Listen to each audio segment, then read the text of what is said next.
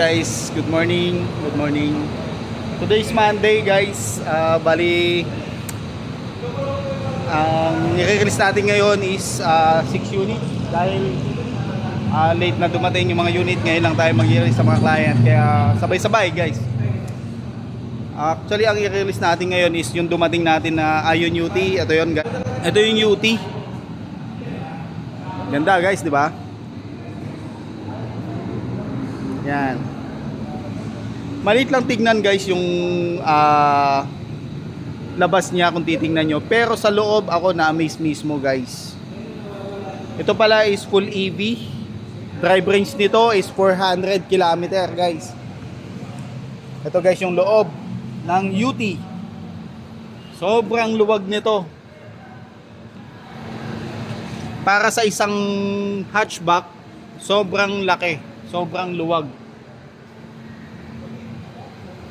Tapos dito yung second row lalo. Pagpasok mo sa second row. Ayan. 'Di ba? Pag dito ka na sa second row yan ang layo guys. Kumbaga yung sa front niya. Ayan, sobrang luwag. Compartment madami. Ayan. 'Di ba? Tapos ito naman yung Ion B, palabas na rin. Lahat ng unit natin ngayon, yung may mga reservation, ngayon ilalabas sabay-sabay na. Yon, isa na invoice na natin. Yung emerald green and white. Bali ito is two-tone. Yan. Goods na to. Ito release na to guys. Tapos na yung documentation, tapos na rin yung pirma. Okay.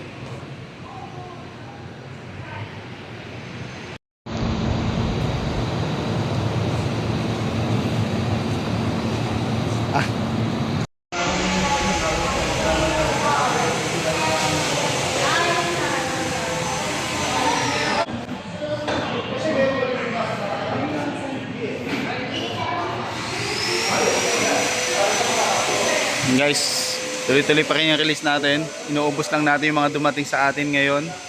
Bali yung dumating kasi nga na unit nung mix na yung UT ito, tsaka itong Ion V is nasa 20. Kaya need natin na ma-release sa mga customer natin agad para dumating naman yung mga ibang unit na inaabangan natin guys.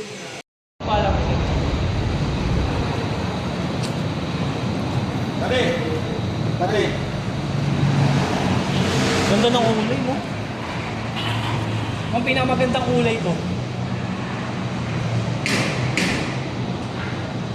Okay, palabas na. One down for today.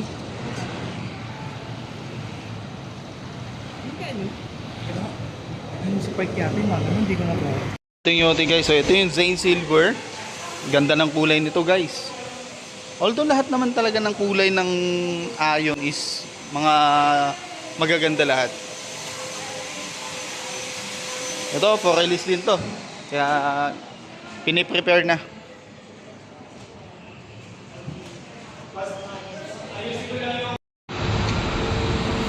Okay, nakalabas na yung isa. Tapos meron pa tayong lalabas mga dalawa pa. For today naman.